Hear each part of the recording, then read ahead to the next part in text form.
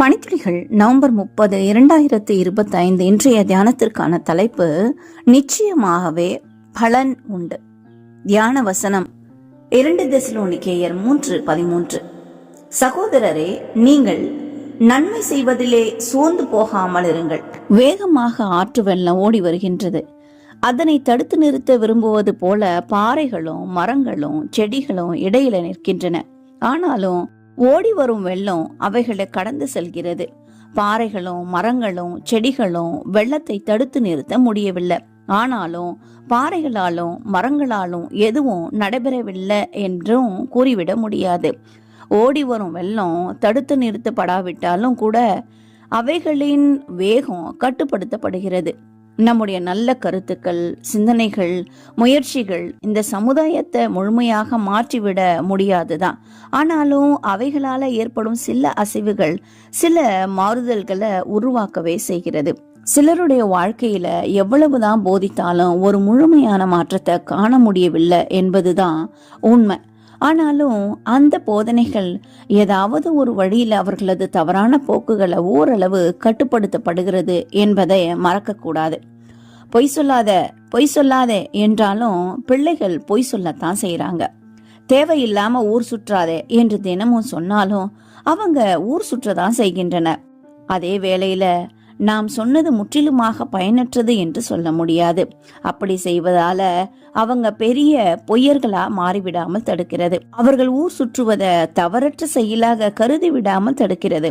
தாங்கள் செய்வது தவறு என்று உணர்ந்து கொள்ளும் வாய்ப்பாவது கிடைக்கிறது. சிலர் என்னிடம் வந்து, பிரதர், நீங்க நல்ல கருத்துக்களை கூறுறீங்க, ஆனா இக்காலத்துல இதையெல்லாம் யார் படித்து பின்பற்ற போறாங்க என்று சலித்துக் கொள்வார்கள். சில நேரங்கள்ல நான் ஒரு பயனற்ற வேலையத்தான் செய்கிறேனோ என்று எண்ணிவிடுவதுண்டு.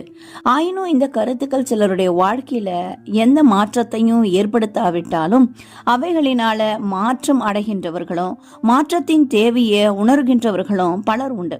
அவைகளை குறித்து சாட்சிகளை கேட்கும் போது நான் ஒரு பிரயோஜனமான வேலையைத்தான் செய்கிறேன் என்பது உறுதிப்படுத்தப்படுகிறது.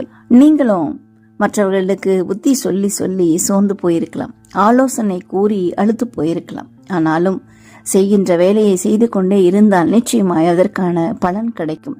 யாருடைய வாழ்க்கையிலாவது நாம் மாற்றத்தை ஏற்படுத்த முடியும். உங்களுக்கு தெரிந்த சபை பிள்ளைகள் யாரேனும் தவறு செய்வார்களே ஆகில், யாரேனும் சேட்டை பண்ணுவார்களே ஆகில், அவர்களை வெறுத்து விடாமல், அவர்களிடத்திலே கடிந்து கொள்ளாமல், அவர்களிடத்திலே கோபமாய் பேசாமல், அவர்களை பற்றி அவதூறு பரப்பாமல் அவர்களிடம் சென்று, உனக்கு என்ன பிரச்சனை, நீ ஏன் இப்படி செய்கிறாய், உன்னை நான் இப்படி கேள்விப்பட்டதுண்டு, உனக்கு என்ன பிரச்சனை, அப்படி செய்தால் உன் பெயர் கெட்டு போய்விடும் அல்லவா, உன் வாழ்க்கை மாறி போய்விடும் அல்லவா என்று நீங்கள் சொல்வீர்களானால் நிச்சயமாய் நாம் தான் கர்த்தருடைய வேலையை செய்கிறோம். இல்லாவிட்டால் கர்த்தருடைய பிள்ளைகள் என்று சொல்வதற்கான அர்த்தம் ஒன்றுமே இல்லை. தவறு செய்வர்களை தட்டி கொடுத்து அது தவறு என்று சொன்னால் நிச்சயமாய் அதற்கான பலனை நாம் அடைவோம். அவர்களை மோசமாய் பார்ப்போமானால் அதே அவர்களுக்கு அவமானம் ஆகி பின் வாழ்க்கையிலே அவர்களுடைய வாழ்க்கை நாசமாய் போவதை நான் அநேக பிள்ளைகளை பார்த்திருக்கிறேன். எனவே கர்த்தருடைய பிள்ளையாகி நாம் இறங்கி போய் மற்றவர்களுக்கு நன்மையான காரியங்கள், விசேஷமாக சபை பிள்ளைகளுக்கு நன்மையான காரியங்களை செய்வோம். நிச்சயமாய் அவர்கள் பரலோகத்தில் காணப்படலாம். அந்த பாக்கியம் உங்களையே சேரும்.